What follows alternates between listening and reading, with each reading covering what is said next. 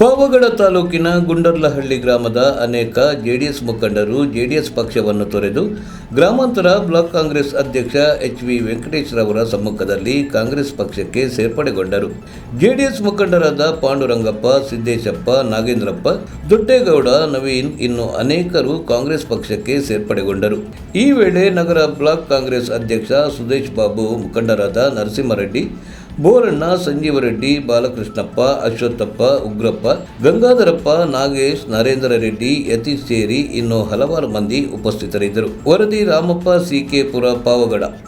Pandurangappa JDS ಇಂದ ಬೇಜಾರಾಗಿ ಗುಂಡರ್ಲಹಳ್ಳಿಯಿಂದ ಬ್ಯಾಣೂರು ಪಂಚಾಯತಿ ಬೇಜಾರಾಗಿ ನಮ್ಮ ವೆಂಕಟಪ್ಪ ನೇತೃತ್ವದಲ್ಲಿ ನಮ್ಮ ಭಾವಣ್ಣ, ನಮ್ಮ ಗುಂಡರಳ್ಳಿ ಭಾವಣ್ಣ ನೇತೃತ್ವದಲ್ಲಿ ವೆಂಕಟೇಶಪ್ಪನ ಜೊತೆಯಲ್ಲಿ ನಾವು ಸೇರ್ಪಡೆ ಆಗ್ತಾ ಇದ್ದೀವಿ.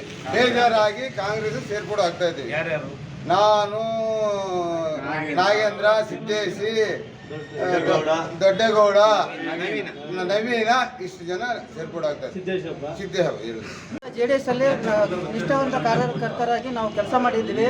ನಮ್ಗೆ ಇವಾಗ ಜೆಡಿಎಸ್ ಬೇಜಾರಾಗಿ ನಾವು ಕಾಂಗ್ರೆಸ್ಗೆ ವೆಂಕಟೇಶಪ್ಪನ ಸಿದ್ಧವಾಗಿ ನಾವು ಸೇರ್ಪಡೆ ಆಗ್ತಾ ಇದ್ದೀವಿ.